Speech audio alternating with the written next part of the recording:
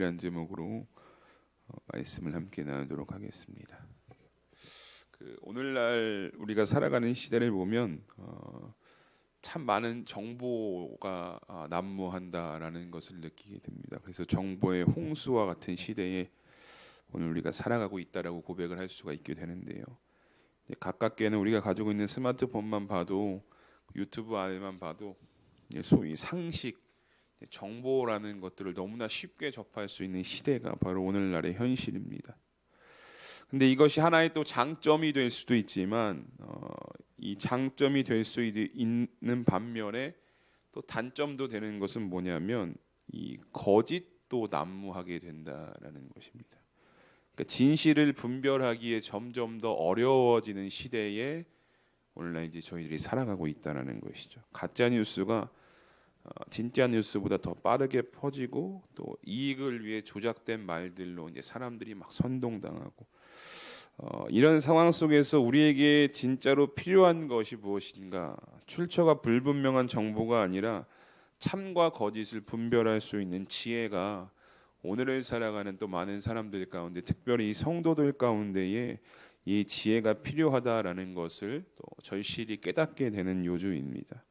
여러분, 오늘 솔로몬 왕에게 찾아온 두 여인의 재판 이야기는 이 시대를 살아가는 우리가 어떻게 거짓과 진리를 구별하여서 살아갈 수 있는지에 대한 귀한 메시지를 주고 있습니다.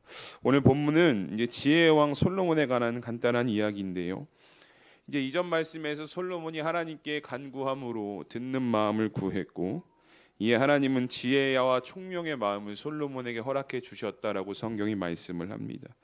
그리고 나서 이어지는 이야기가 무엇이냐? 그 하나님의 지혜가 실제적으로 어떻게 적용이 되어지는지에 대한 이야기, 하나의 사건이 담겨 있는 것이 오늘 본문의 말씀인데요. 우리가 다 읽지는 않았지만 오늘 본문의 내용을 살펴보면 이렇습니다. 솔로몬이 기브온 산당에서 일천번제를 드리고 그 마친 후에 바로 두 명의 여인이 솔로몬을 찾아오게 됩니다. 그 여인들을 소개할 때 성경을 보니까 뭐라고 이 여인들을 소개하고 있냐면 창기였다라고 이렇게 소개를 하고 있습니다. 두 여인을 창기로 소개하고 있는 이유는 무엇이냐? 이 여인들이 사회적인 약자였다라는 것을 보여주기 위함이죠.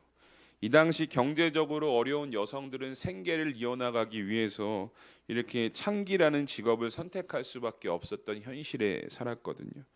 또 이제 심지어 율법에는 이 창기를 대해서 뭐라고 이야기하냐면 부정하다라고 이렇게 이야기하기도 합니다. 그러니까 여러모로 이 창기라는 직업을 가진 여성들은요, 사회적 약자의 위치에 설 수밖에 없는 존재들이었다라는 것이죠. 그런데 여러분 생각해 보면 이 사회적 약자의 위치에 있는 자들이 솔로몬 왕을 만나기 위해서 나와왔다라는 것은 어떻게 보면은 오늘날 현실로서는 상상하기 어려운 일입니다. 솔로몬 왕에게 나와서 송사, 재판에 관한 일을 가지고 나왔다는 것이죠. 이 당시의 문화가 그랬습니다. 이제 왕이 이 재판을 통해서 판결을 내려주는 문화가 있었기 때문에, 그래서 이 범위가 어떤 특정 계층에게까지만 딱 정해진 것이 아니라 창기들까지도, 소외된 약자들 계층까지도 이 왕궁의 문이 열려 있었다라는 것을 우리가 성경을 통해서 확인할 수가 있게 됩니다. 신명기 27장 19절에 이렇게 말씀하고 있거든요. 객이나 보아나 과부의 송사를 억울하게 하는 자는 저주를 받을 것이라 할 것이요 모든 백성은 아멘 할지니라, 이렇게 말씀하고 있어요. 그러니까 하나님께서 이미 율법을 통해서 억울하게 만들지 말라는 거예요. 문을 열어놓고 누구나 객이나 고아나 과부의 송사를 다 들어줘야 한다라고 이야기를 하고 있습니다. 이 말씀을 배경으로 오늘 사회적 약자였던 이 여인들이, 창기였던 여인들이 솔로몬을 찾아올 수 있게 되었다는 것이죠. 이 말씀을 준비하면서 참 이 부분이 많은 생각을 가지게 했습니다. 오늘날 교회라고 불리는 이 교회들이 어디까지 또 누구까지 인정하고 받아줘야 하는 것인가? 교회의 문이 어디까지 열려 있어야 하는 것인가? 제가 예전에 사역하면서 이 고민을 한번 가졌을 때가 있었는데요. 제가 청년 담당했을 때인데 청년 중에 정신적으로 심히 아픈 친구가 하나가 있었습니다. 이 흔히 이제 조현병이라고 불리는 병을 가지고 있었던 친구였어요. 이게 매우 위험한 병이거든요. 이게 막 정신 질환으로 일어난 뭐 사건들을 보면 대부분 이 병을 가지고 있는 사람들이 이제 이런 사건들을 일으키는데, 그러니까 사람들도 알아서, 교회 성도들도 알아서 막 모두 꺼려했고, 심지어 이제 청년들이니까 막 더 꺼려했던 모습들이 사실 없지 않아 있었습니다. 그래서 막 이런 얘기까지 들리는 거예요. 아, 교회 안 나왔으면 좋겠다. 이제 부담이 되는 거죠. 또 이 친구가 그런 오해를 살 법한 일들도 몇 번씩은 보여주었던 것 같습니다. 그래서 이제 결과적으로 이제 제가 담당이었으니까 이제 저를 만나서 이제 제가 교회에 못 나오도록 이렇게 조치를 좀 취했던 적이 있었거든요. 그렇게 이제 한 1년 후의 시간이 흘렀는데 계속해서 이제 이 친구가 연락이 오는 거예요.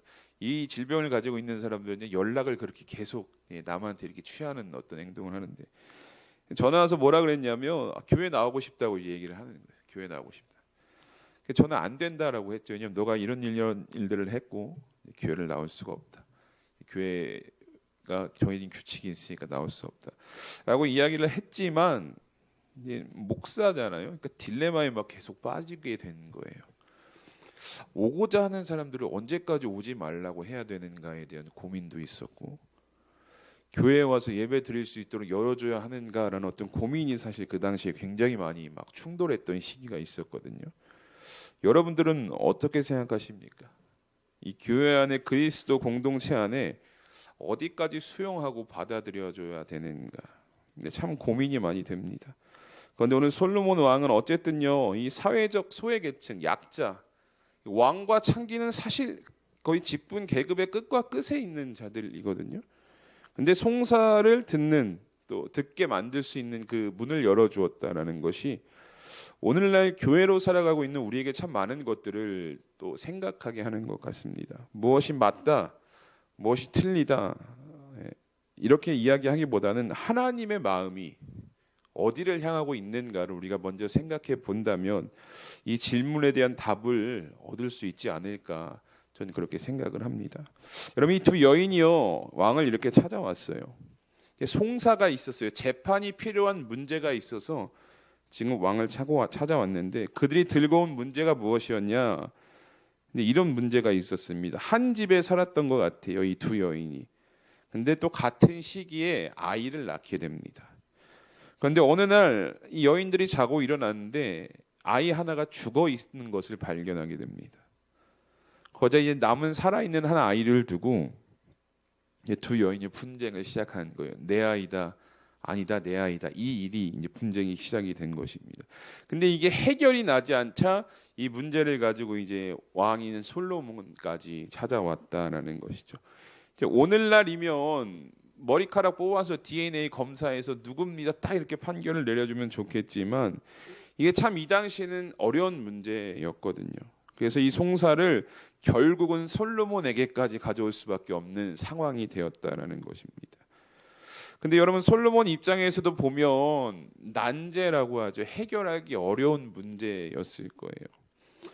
근데 여러분, 우리의 삶도 보면요, 오늘 저와 여러분들의 삶도 보면 이 난제라고 불릴 수 있는 만한 문제들을 사실은 하나씩은 다 가지고 있는 것 같습니다. 스스로의 힘으로 해결할 수 없는 문제가 오늘 저와 여러분들의 삶에도 있다라는 것이죠. 그러면 여러분들은 이 어려운 난제들, 삶에 직면한 난제들을 가지고 여러분 어떻게 해결하기 위해서 오늘 노력하고 계십니까? 성경은 우리에게 이 난제를 가지고 있는 우리에게 계속해서 하고 있는 이야기가 무엇이냐면, 시편 55편 2절에는요 이렇게 이야기를 합니다. 내 짐을 여호와께 맡기라, 이렇게 이야기하고 있고요. 베드로전서 5장 7절에도 무엇이라고 이야기를 하냐면 너의 염려를 다 주께 맡기라, 이렇게 말씀합니다. 또 빌립보서 4장 6절과 7절에도 이렇게 말씀합니다. 아무것도 염려하지 말고 오직 모든 일에 기도와 간구로 너희 구할 것을 감사함으로 하나님께 아뢰라, 라고 이렇게 말씀하고 있습니다. 여러분, 뭐라고 이야기합니까? 맡기라고 이야기하고요, 또 맡기라고 이야기하고 아뢰라, 이렇게 이야기합니다. 여러분, 성경은 인생의 난제 앞에 서 있는 성도들을 향해서 아주 간단하게 솔루션을 하나 지금 제공을 하는데, 그것이 무엇이냐? 하나님께 가지고 나와라 이것만 이야기하고 있는 거예요.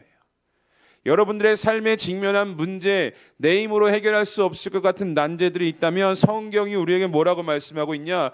하나님께 가지고 나와서 맡기라, 하나님께 가지고 나와서 아뢰라, 이렇게 말씀하고 있다는 거예요. 여러분, 지난 과거를 한번 돌아보십시오. 지난 과거에 여러분 난제와도 같은 문제들이 없으셨습니까? 내 삶에 직면했던 스스로 해결할 수 없었던 문제들이 있지 않으셨습니까? 그런데 여러분, 우리가 시간이 지나고 그 뒤에 과거를 돌아보면 뭐라고 고백합니까? 하나님이 하셨습니다라고 고백하고 있지 않습니까? 하나님이 하셨기 때문에 그 문제가 해결이 되어졌고 하나님께서 하셨기 때문에 지금 여기까지 올 수 있었습니다라고 우리가 고백하고 있지 않습니까?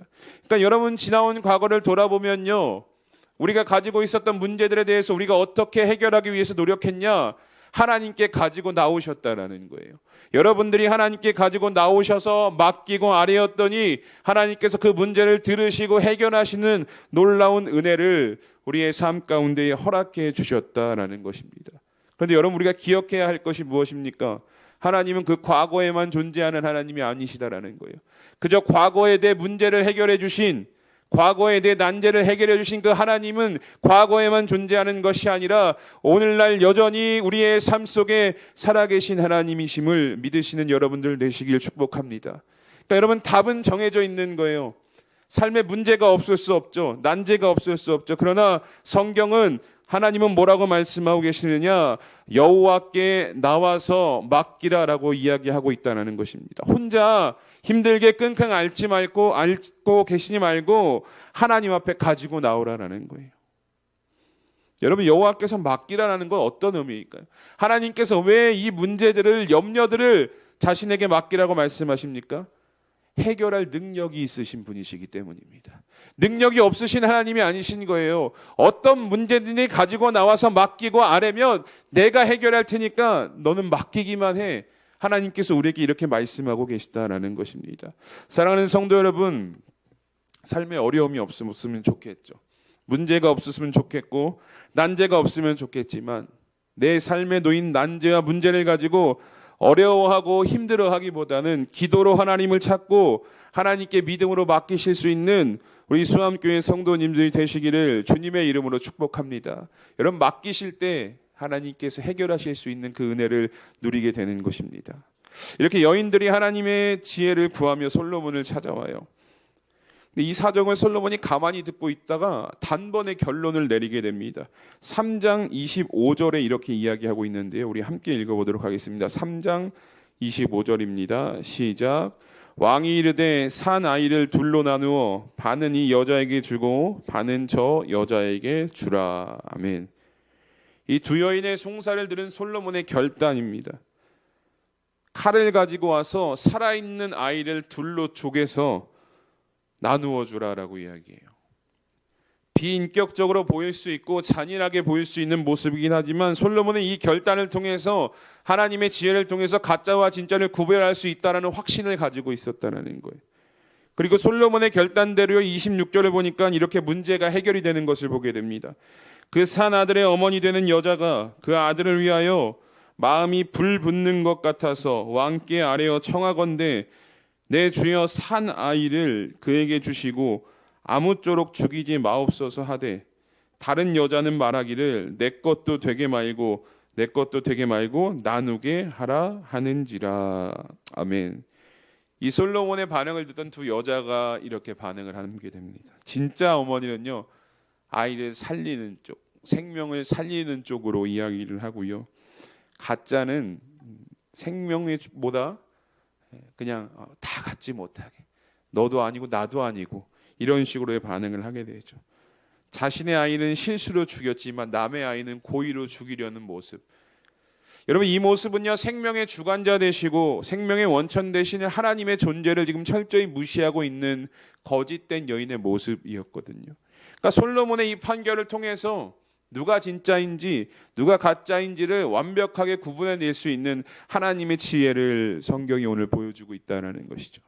사랑하는 수암교회 성도 여러분, 오늘 솔로몬이요, 하나님께서 주신 지혜로 진리와 거짓을 분별하는 모습이 오늘을 살아가는 우리 성도들에게 있어서 매우 중요하게 생각되어지는 이유는 무엇이냐면, 서두에 말씀드렸듯이 우리가 살아가는 시대는요, 무엇이 진리이고 무엇이 거짓인지 오늘 우리는 구별하기 어려운 시대에 살아갑니다. 단지 삶에서만이 어떤 정보들, 영역들만 이야기하고 있는 것이 아니라 이 성도로서 신앙의 무분별한 혼란을 가져오는 이야기들, 정보들이 참 많다라는 거예요. 여러분, 우리가 유튜브만 들어가면 정말 많은 설교들 들을 수 있거든요. 정말 많은 강의들도 들을 수 있거든요. 근데 제가 봐도 이게 혼란을 야기할 수 있는 것들이 참 많다라는 것을 보게 됩니다. 신학적으로 공부하고 목사로 살아가고 있으면서도 보면, 처음에 보면 이게 진짜인지 가짜인지 구분하기가 참 어려운 시대에 저희들이 살아가고 있다는 거예요. 물론 모든 것들이 잘못되었다라고 이야기하고 있는 것이 아닙니다. 모든 정보가 잘못되어졌다, 모든 설교가, 모든 성경 강의가 잘못되어졌다라고 이야기하는 것은 아니지만, 그러나 그 중에는 분명히 성도를 미혹하려는 악한 세력의 의도가 분명히 담겨 있다는 것을 오늘 살아가는 저희들은요, 경계할 수 있어야 한다라는 거예요. 그런데 여러분, 우리의 힘과 우리의 능력으로는 할 수가 없습니다. 우리가 가지고 있는 능력으로는 이것이 진짜인지 가짜인지가 구별이 안 된다라는 거예요. 그러면 어떻게 솔로몬처럼 시대를 분별하고 진리와 거짓을 분별할까? 오늘 솔로몬이 보여주잖아요. 솔로몬이 내린 지혜가 여러분 사람의 지혜입니까? 살아있는 아이를 반으로 나누어서 진짜와 거짓을 구별하는 것이 사람의 지혜였습니까? 아니죠. 3장 서두에 분명히 하나님께서 기브온 산당에서 1000번제를 드릴 때 솔로몬에게 지혜를 주셨다라고 이야기하고, 그 다음에 이어지는 사건이 바로 하나님의 지혜가 어떻게 실제적으로 우리의 삶에 적용이 되고 있는가를 지금 보여주고 있거든요. 즉 삶과 거짓, 진리와 거짓을 구별하는 것은 우리의 삶의 어떤 인간의 능력, 사람의 지혜가 아니라 하나님의 지혜로 이루어진다라는 것을 오늘 성경이 분명히 우리에게 말씀하고 있다는 것입니다. 그러면 우리가 하나님의 지혜로 진리와 거짓을 분별해야겠죠. 그럼 우리가 어떻게 하나님의 지혜를 우리의 오늘 삶 가운데 여러분 누릴 수 있을까요? 어떻게 여러분 지혜를 누릴 수 있겠습니까? 여러분 지혜 받으셨습니까? 하나님께 솔로몬처럼 듣는 마음을 구해서 하나님의 지혜를 누리고 살아가고 계십니까? 우리가 참 많이 고백하잖아요. 하나님의 지혜로 판결하게 하여 주시옵소서. 하나님의 지혜로 하나님의 뜻대로 이루어져 주시옵소서. 어떻게 하나님의 지혜를 누리고 계시냐라는 거예요. 이 하나님께서 주시는 지혜를 히브리어로 보면 단순하게 어떤 지적인 능력을 이야기하고 있지 않아요. 하나님께서 주시는 지혜를 성경이 뭐라고 이야기하고 있냐면, 히브리어 원어는 하나님과의 올바른 관계 속에서 나타나는 판단력이다, 이렇게 이야기를 하고 있거든요. 강조하는 것이 무엇이냐? 하나님과의 올바른 관계 속에서 나타난다라는 거예요. 그래서 여러분 잠언 2장 9절을 보면 이렇게 이야기합니다. 여호와를 경외하는 것이 지혜의 근본이다, 이렇게 말씀하고 있어요. 여호와를 경외하는 것, 경외는 단순한 두려움, 하나님을 두려워하라는 것이 아니라 존중하고 신뢰하고 순종하라라고 말씀하고 있는 거예요. 즉 오늘날 이 땅에서 우리의 삶 가운데서 하나님의 지혜를 누리기 위해선 우리의 삶 가운데에 하나님과의 올바른 관계, 여호와를 경외하는 자세가 여러분들 있으셔야 한다는 거예요. 여호와를 경외하는 것이 지혜의 근본이다라고 성경에 말씀하고 있지 않습니까? 여호와를 존중하는 것, 여호와를 신뢰하는 것, 여호와를 순종하는 것이 지혜의 근본이다라는 거예요. 우리가 이 땅 가운데 살아가면서 참과 거짓을 분별하기 위해서 하나님의 지혜가 우리 가운데 필요한데, 그 하나님의 지혜를 우리가 누리기 위해선 여호와를 경외하고 있냐라는 거예요. 여러분들 하나님 경외하고 계십니까? 하나님을 존중하고 계십니까? 하나님을 신뢰하고 계십니까? 하나님의 말씀에 순종하고 계십니까? 이것이 우리가 오늘날 이 땅에서 하나님의 지혜를 누리는 방법이다 라고 성경이 우리에게 말씀하고 있는 것입니다. 여러분 답이 나와 있죠. 우리가 이 땅 가운데 어떻게 참과 거짓을 구별할 것인가? 이 마지막 혼란한 시대에서 우리가 하나님의 지혜를 누리는 것은 간단합니다. 오늘 내가 하나님과 올바른 관계 가운데 서 있는가? 내가 하나님을 경외하고 있는가? 존중하고 신뢰하고 순종하고 있는가? 이것을 먼저 점검하시고 이것이 관계가 올바를 때 하나님께서 우리의 삶 가운데에 주시는 그 판단력, 그 지혜를 가지고 참과 거짓을 구별할 수 있는 삶을 살아갈 수 있게 되는 것입니다. 여러분, 바라기는요, 그러니까 우리가 매일의 삶 가운데에 삼시세끼 식사를 하시는 것처럼 늘 점검하셔야 되는 거예요. 오늘 내가 하나님과의 어떤 관계 가운데에 서 있는가? 오늘 내 삶이 하나님을 경외하는 삶이었는가? 삶의 잠자리에 드시기 전에 매일 점검하셔야 한다는 거예요. 이렇게 늘 하나님과의 관계를 점검하시고 하나님과의 바른 관계 속에서 주어지는 이 하나님의 지혜를 가지시고요. 이 마지막 때에 진리와 거짓을 분별하며 항상 진리의 편에서 믿음으로 승리하실 수 있는 우리 수암교회 성도님들의 삶이 되시기를 이 시간 주님의 이름으로 축복합니다. 우리 말씀을 기억하면서 함께 기도하셨으면 좋겠습니다. 하나님, 솔로몬과 같이 우리가 삶의 매 순간 하나님의 지혜를 누리며 살아가기를 소망합니다. 근데 그러기 위해선 먼저 하나님과 올바른 관계로 우리가 살아가고 있는지 우리의 신앙을 점검할 수 있어야 합니다.